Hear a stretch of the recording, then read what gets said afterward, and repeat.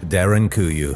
In 1963, a renovation project in Turkey led to the discovery of one of the greatest underground cities ever carved. A man swung a sledgehammer at a wall in his basement and broke through into another world. Behind the wall was a tunnel. All this man wanted to do was improve his home, but he smashed through into Narnia. How shocked would you be if you hit the wall of your basement and found a tunnel leading into darkness? As the man explored the mysterious tunnel, he realized there was much, much more. The tunnel connected to his basement was also connected to a plethora of halls and rooms. He was unwittingly exploring the abandoned city of Derinkuyu, which was once potentially home to a staggering 20,000 people. Derinkuyu is 280 feet deep and 18 stories. It was carved out of the volcanic tuff that so much of Turkey is built out of. The landscape is the result of volcanic ash and rock, which makes it really easy to carve into. It's unclear exactly when the first subterranean home was made here, but it was likely around the year 2000 BC. People may have been dwelling within this underground world for 4,000 years, but that's just a theory. Other theories suggest that the Christians built the city in the 1st century AD to escape persecution at the hands of the Romans. Whoever it was that constructed the human termite nest did a really good job. None of the floors have ever collapsed. The city is just as livable now as it was however many years ago when it was finished. It's believed that the last people to live here left the tunnels as recently as the 20th century, likely at the end of the Greco-Turkish War around 1922. Scotland's City of the Dead. The Scottish city of Edinburgh is home to a legendary underground city. It wasn't the nicest place to live though. Edinburgh's underground city has a dark, spooky and downright miserable history. It was forgotten for centuries and was only recently unsealed. I call it an underground city, but in Edinburgh they call it the vaults. The system of passages and chambers is hiding underneath the city's South Bridge, and it was lost up until the 1980s. Archaeologists only started investigating the place about 30 years ago. Oyster shells were found, along with some random bones and creepy shoes that were left behind by the sad souls forced to live in obscurity. As far as archaeologists can tell, the vaults were hollowed out in the 1700s by merchants. At first, this wasn't a place to live, it was a place for storage. But as time wore on, the vaults became less useful for the merchants because the ceilings were so leaky. The underground was too damp, causing merchants to abandon it in droves. Their supplies and equipment were getting damaged by the moisture, so they cut their losses and left. It was after the abandonment that things really got disturbing. The poorest people in Scotland began congregating inside the dripping vaults. There was no daylight, the air was musty and damp, and don't forget about the rodents. Nobody had toilets, so they had to collect their waste using buckets. It was a stinky and forlorn place that was occupied through much of the 19th century by beggars. And soon enough, the vaults became a breeding ground for the lowest people in society. Not poor people specifically, but murderers and criminals. People brewed illegal spirits and traded in human flesh. It was a dark and evil place that's still believed to be haunted today by the souls who died down there. And now for number 6. But first I wanted to say a quick thank you to Kyle Brown and Joker Locuson for supporting this channel. If you're new here, be sure to hit that subscribe button for more videos like this. Sarayine. Archaeologists in Turkey have discovered a subterranean city that dates back over 1,000 years. This isn't the city of Derinkuyu though. This is a totally different underground sanctuary by the name of Sarayine. Out of everywhere in the world, nowhere has better underground cities than Turkey. Practically the whole country is sitting on top of an ant nest of underground passages and secret subterranean lairs. And the city of Sarayine might just be the biggest one ever found. It dates back to the 8th century AD, at a time when Christians were being persecuted by local leaders and a growing Muslim population. To protect themselves from raids, Christians burrowed into the ground like hedgehogs. As of September 2023, archaeologists were still working to excavate the dizzying ruins, and they already unearthed 30 chambers used as living spaces. These would have been fully furnished apartments where people dwelled in complete darkness most of the time. They had stoves, chimneys, water wells, and ventilation systems. Although it would have been pretty dark most of the time, they did have candles and fire so that they didn't go completely insane.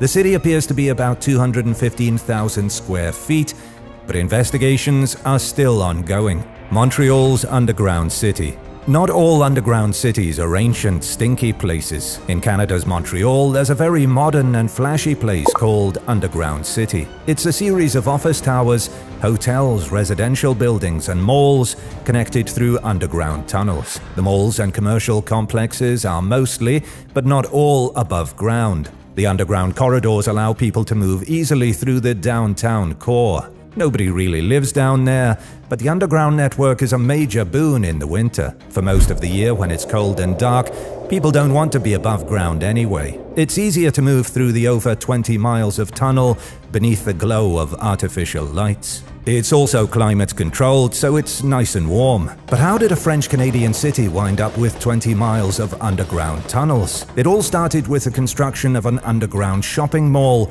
that opened in 1962. The mall was built to cover the ugly pit of railway tracks near Central Station that people had been complaining about for years. 2 tunnels linked the new underground shopping mall and an office tower to Central Station and the Queen Elizabeth Hotel. And from there, things just started to spiral.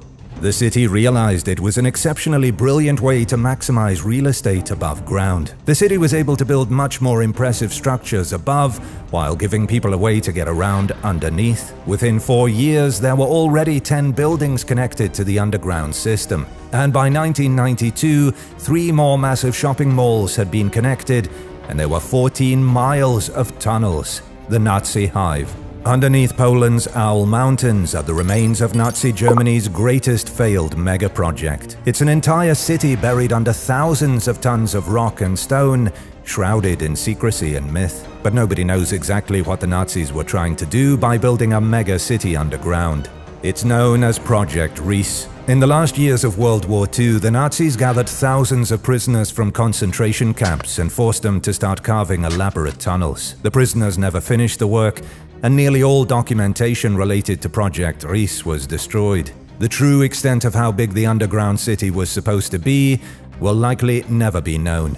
The tunnels are still there today, attracting treasure hunters now and again to search for hidden Nazi loot. Some believe the tunnels were supposed to be used for transporting stolen gold, but others have suggested that the legendary Amber Room is lost somewhere in the tangle of narrow tunnels. It may have also been a secret facility where an unknown weapon would be developed to turn the tides of war. Military historians figure that the real answer is that Nazis wanted to move major factories underground. This was so they couldn't be bombed by the Allies.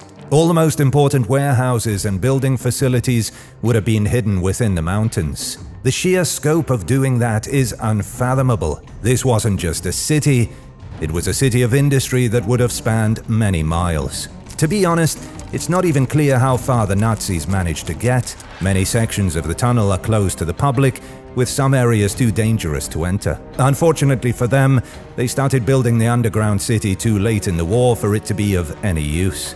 Number 3. Kuba Ped. Kuba Ped in Australia is everything Project Rice never became. It's a small town in the outback where people live, shop and work beneath the ground. Kuba Ped has dive bars, a church, and much more. On the surface, Kuba Ped doesn't look like much. Yes, there are buildings, but it looks like any other outback town. That is, except for the huge warning signs advising people to look out for unmarked holes, and the chimneys and ventilation pipes sticking out from the dirt. It's obvious that everything interesting here is happening deep beneath the red dirt of the desert. It all started in 1916. One of the largest opal mining operations in the world began here in Kuba Ped. As the operation grew, it became obvious that the miners would need better houses and somewhere to live that wasn't in this scorching heat of the outback. The mines were converted into a subterranean community. Instead of living in homes that were badgered by the relentless heat, the workers lived in cool dugouts like hobbits. The town blossomed with bookstores, full bedrooms, churches, and hangout spots. It's been over 100 years, and people are still living in Kuba Ped today.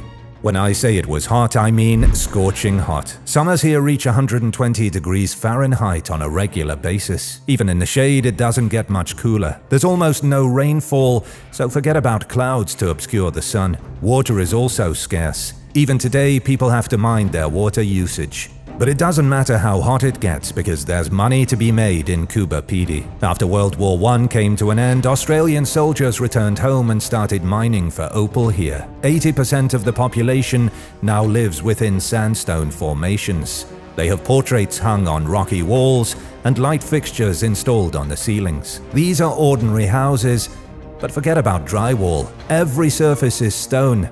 As of right now, there are roughly 2,500 residents, but in the 1960s, people could pick up a shovel and dig their own homes for next to nothing. The Temple of Damanur.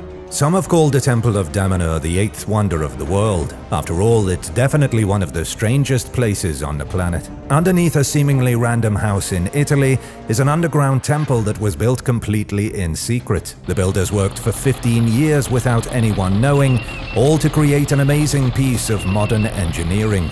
Yet none of them were architects or engineers. The project was overseen by a guy who used to be an insurance broker. His name is Roberto Eraudi, and he was 28 years old in 1978 when he began work on the underground temple. He recruited people who were volunteers. They covered the noise of the construction by pretending to throw parties, and when they were finished, they had a miniature underground city on their hands. Some ceilings in the temple are over 25 feet high. One room was designed as a hollow pyramid with its walls covered in mirrors. Every inch of every hallway is plastered in murals and sculptures. A journey through this underground place is aimed at being a journey inside one's inner self. The outside world slowly but surely came to learn about the underground temple, and in 1992, the Italian police knocked on the door. They had apparently learned about the secret construction and demanded to be let in. 3 policemen and a public prosecutor were led down into the complex, and all 4 of them had a very difficult time picking their jaws up off the ground. They couldn't believe that underneath this house in a suburban neighborhood were 5 levels of chambers connected by perfectly sculpted corridors. Today, the underground temple is famous, and people continue to work in the complex. They're mostly New Age types who practice pagan rituals. Roberto Eraudi remains the leader of the group. He's their spiritual guide, though some have accused him of being a cult leader. Instead of establishing his cult on a farm like so many have in the past, Roberto's cult lair is an underground citadel, and his followers change their names to things like Sparrow Pinecone.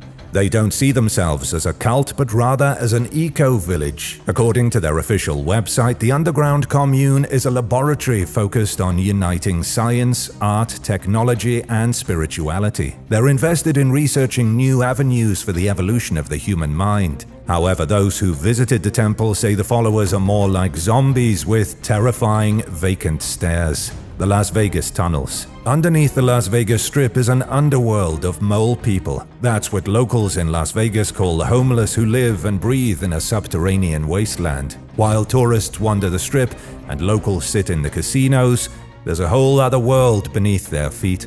Here's what you need to know about Las Vegas. The glamorous city was built in a desert that's no stranger to water. The whole area is prone to flash floods and sudden torrential downpours. And the city has a maze of tunnels underneath it that are more impressive than any ancient cave city. There are hundreds of miles of tunnels which were designed to catch and redirect the water from flash floods. There are also hundreds of entrances to the tunnels placed strategically all across Las Vegas. Many of the entrances are placed next to popular casino resorts to prevent possible flooding.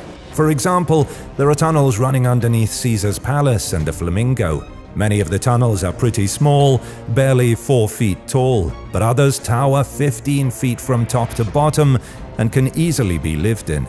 The world of the tunnels is a harsh one. Moving past the entrances, there's no light. It's dark and sticky, and hundreds of people live there. Some of them are transient, while others are drug addicts. None of them have access to fresh water or electricity. Yet, if you wander deep enough, you'll find vagrants who've built entire apartments inside the concrete waterways. Some of them have been living in the tunnels for free for more than a decade. This is the modern version of ancient underground cities, where people with little other choices live in crushing poverty and despair. If you had to live in one underground city somewhere in the world, which one would it be? Let us know what you think in the comments down below. And if you enjoyed this video, be sure to leave a like and subscribe to the channel. Thank you so much for watching, and we'll see you in the next one. Bye.